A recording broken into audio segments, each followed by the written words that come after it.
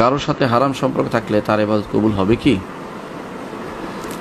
হারাম সম্পর্ক বলতে যদি কোনো জিনা ব্যভিচার পর্যন্ত গড়ায় তাহলে তো কঠিন অবস্থা। রাসূলুল্লাহ সাল্লাল্লাহু আলাইহি ওয়াসাল্লাম বলেছেন, লা ইয়াজনি জানি হিনা ইয়াজনি ওয়া মুমিন। জিনা করা অবস্থায় ঈমানদার থাকে না সে। এর অর্থ হচ্ছে ঈমান তার মাথার উপরে চলে যায় যতক্ষণ পর্যন্ত আবার তওবা না করে ফিরে আসে না। তো সুতরাং একজন যেই ব্যক্তি হারাম সম্পর্ক করেছে সেই ব্যক্তি বোঝা উচিত যে কী করছে, সে কী করছে, সে তো সম্পূর্ণ আল্লাহ বিরোধী অবস্থানে আছে। আল্লাহ বিরোধী অবস্থান থেকে আল্লাহর ইবাদত করা কেমনে হয়, কীভাবে হতে পারে? আল্লাহর বিরোধী অবস্থান থেকে ফিরে আসতে হবে তাকে। তবে এবাদতটাই করতে হবে, হয়তো এবাদতের কারণে এবাদতটা করে যেতে হবে, এবাদতের কারণে হয়তো সেই হারাম সম্পর্কে ফিরে আসবে। এবাদতের অর্থ বুঝতে হবে। একজন মানুষ যখন সালাতে দাঁড়ায় যখন সে বলে যে ইন্না সলাতি ও নুসুকি ও মাহিয়া ও মামাতি লিল্লাহি রাব্বিল আলামিন, আমার জীবন মরণ, আমার সলাত, আমার কোরবানি সবে আল্লাহর জন্য, লা শারীকা লাহু, তার কোনো শরীক নাই, বিযালিকা উমিরতু ওয়া আনা আউয়ালুল মুসলিমিন, এই নির্দেশ আমাকে দেওয়া হয়েছে এবং আমি প্রথম মুসলিম, তখন কিন্তু তার বোঝা উচিত যে সে আল্লাহ তাআলার কাছে আত্মসমর্পণ করেছে। তখন সে নিজের স্বকীয়তা বলতে আলাদা কোনো কিছু স্বকীয়তা থাকে না। এই জাতীয় মানুষগুলো যখন আবার হারাম সম্পর্কে জড়ায় তখন তার উচিত যে সে আসলে কী করতে যাচ্ছে। তারপরে ইবাদত ত্যাগ করে যেতে হবে, ইবাদত তাকে সঠিক পথে নিয়ে যাবে। কবুল হওয়ার বিষয়টি সম্পূর্ণ আলাদা জিনিস।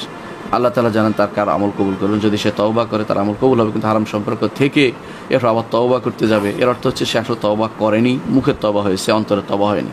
অন্তরে তওবার জন্য শর্তই হচ্ছে হারাম কাজগুলি, যেটার জন্য তওবা করছে এটা পরিত্যাগ করতে হবে, নাহলে এটা তওবা হয় না। অন্যায় করছে আর মুখে তওবা কথা বললে তো হবে না।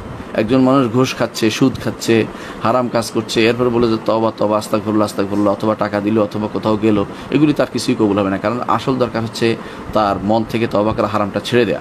সুতরাং হারাম সম্পর্ক রেখে তার ইবাদত কবুল হচ্ছে কিনা আল্লাহ তাআলা ছাড়া কেউ জানে না। আমরা মনে করি যে এইভাবে তার ইবাদত কবুল হবে না যতক্ষণ পর্যন্ত না সে মন থেকে তওবা করে আবার ফিরে আসছে আল্লাহর দ্বীনের দিকে। এই জন্য হারাম সম্পর্ক সম্পূর্ণরূপে ত্যাগ করতে হবে।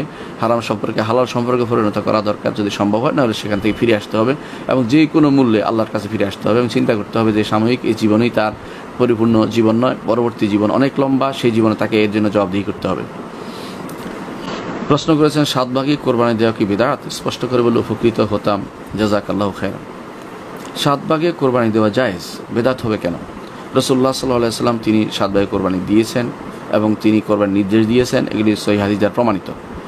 অনেকে বলতে পারেন যে এগুলি কোরবানি সফরে ছিল, এটা ছাড়া আর কোনো দ্বিতীয় কোনো মত নেই। কিন্তু সফর এখানে কোনো ইল্লা, এটাকে বলা ইল্লা মুত্তারিদা না, বা ইল্লা এটা কোনো ইল্লা এমন ইল্লাত না যে ইল্লাটা গ্রহণ করতে হবে, এটা নয়। রাসূলুল্লাহ সাল্লাল্লাহু আলাইহি ওয়াসাল্লাম সফরে অনেক কিছু করেছেন, তাই বলে সেটা কি অন্য সময় বাদ যাবে? এটা কখনো ঠিক নয়। এই জাতীয় ইল্লত দেওয়া কখনো উচিত নয়, এর কারণ দেখানো উচিত নয়।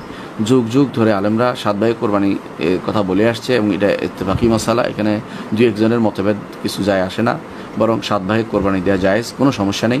7 ভাগে দিতে পারবে, 6 ভাগে দিতে পারবে, 5 ভাগে দিতে পারবে, 4 ভাগে দিতে পারবে, 3 ভাগে দিতে পারবে, 2 ভাগে দিতে পারবে এবং পুরোটা একজনে দিতে পারবে।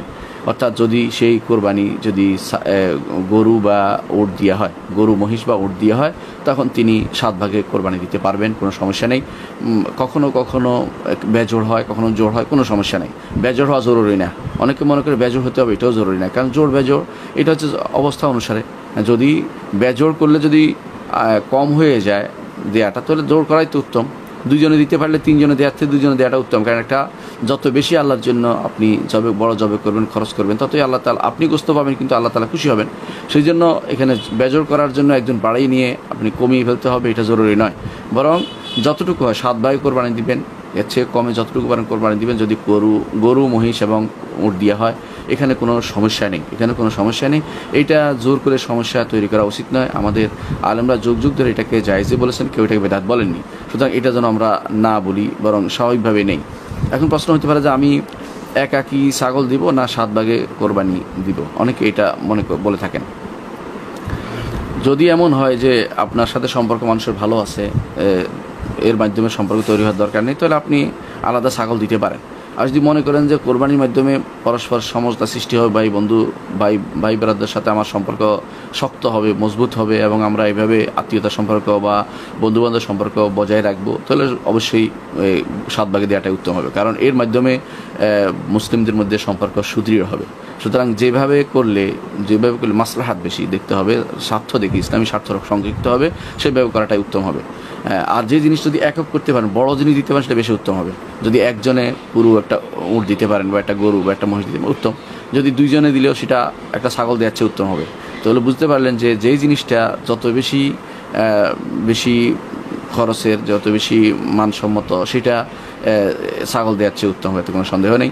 একজন আলাদা হয়ে ছাগল দেওয়ার অর্থ হচ্ছে নিজে একাকিত্ব হয়ে যাওয়া। ইসলাম কিন্তু এই আবাদতগুলোকে পরস্পর সম্পর্ক তৈরির মাধ্যম হিসেবে তৈরি করেছে, সুতরাং নির্ধারণ করেছে। সুতরাং এই আবাদতগুলোকে আমরা এককভাবে ঘরে ঘরে হয়ে গেলে আমরা কিন্তু পরস্পর থেকে বিচ্ছিন্ন হয়ে গেলাম, এটা কিন্তু শরীয়ত চায় না। এই জন্য এই আবার পরস্পরের মধ্যে সম্পর্ক মজবুত করার জন্য কোরবানি 7 ভাগে দিবেন অথবা 6 ভাগে দিবেন, অর্থাৎ মানুষদের মিলিয়ে দিবেন।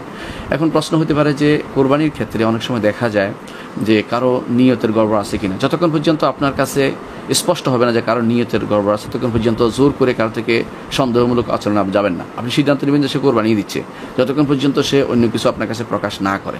সুতরাং এরকম চিন্তা ভাবনা করে যে তার তো কোরবানি হচ্ছে কিনা, তার তো টাকা হালাল কিনা, যতক্ষণ পর্যন্ত তার হালালের ব্যাপারে আপনি সন্দেহ না থাকেন, ততক্ষণ পর্যন্ত জিজ্ঞাসাও করবেন না যে আপনার টাকা হালাল কিনা। কারণ সাধারণভাবে ইমানদারের সব কিছুই হালাল হওয়াই উচিত। অবৈধ হলে সেটা তার একান্ত ব্যাপার, সেটার সাথে আপনার সম্পৃক্ততা নেই। আপনার ইবাদতের কোনো কমতি হবে না, আপনার ইবাদতের কোনো কমতি হবে না, বাতিল হবে না।